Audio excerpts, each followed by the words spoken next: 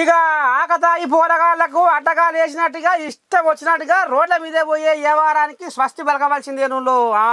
ఇక ఇప్పుడు సెప్టెంబర్ 1వ నెల నుంచి 1వ తారీఖు నుంచి ఇక మరి కథ ఏదో తారుమారు కాడికి వచ్చిందట. అసలు ఏం జరుగుతుంది, ఎట్లా, ఏంది, ఏం రూలు అంటే ఇగో గీ రూలు ఎనోరి.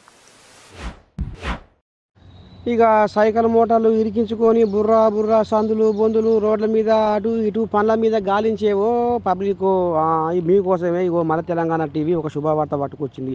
అయితే మరి మీకైతే జర కొంచెం అటు ఇటు జర కొంచెం పానం కష్టంగానే ఉంటుంది. ఎందుకంటే ఇక హెల్మెట్ పెట్టుకుంది సెప్టెంబర్ 1వ తారీఖు నుంచి కొత్త రూల్ వచ్చిందట.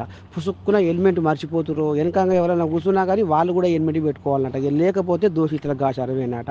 3 నెలలు లైసెన్స్ మొత్తం సస్పెండ్ చేస్తారట. ఇక మళ్ళీ పోతే 1000 రూపాయల పైచీలకు జరిమానా చేస్తారట. ఇది సెప్టెంబర్ 1వ తారీఖు నుంచి కొత్త రూల్ అమల్లోకి వస్తుందట. ఇక మరి మీరు ఎట్లా చేస్తారు ఏం కథో కానీ హెల్మెట్ మాత్రం మర్చిపోకుర్రు. అయినా ఇది విశాఖ జిల్లా కలెక్టరు బాగానే ఆలోచన చేసిర్రు.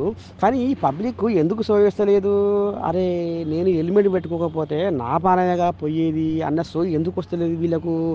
పాపం విశాఖ జిల్లా కలెక్టరు, నగర పోలీస్ కమిషనరు ఒక్క తిరిగి ఆలోచన చేసి లాభం లేదు అన్నట్టుగా ఈ రకంగా మొత్తం పబ్లిక్ సవాల్ వేసి చెప్తున్నారట. లేకపోతే మాత్రం తోలు తీస్తాము, 1000 రూపాయల జరిమాను, ఇక ఈ రకంగా మీకు 3 నెలల లైసెన్స్ సస్పెన్షన్ చేస్తాం అన్నా కానీ మరి ఎంతమంది బద్మాషిగాలు మరి నిజంగా ఈ మాట కట్టుబడి ఉంటారు ఏం కథో కానీ మొత్తానికైతే మన ప్రాణానికే పాపం పోలీసు వాళ్ళు తిప్పల పడుతుర్రులా. జర ఇప్పటికైనా సోచాయించి హెల్మెట్ పెట్టుకొని ప్రయాణం చేయరు, లేకపోతే ప్రాణాలు గంగర కలిసిపోతాయి వీళ్ళు.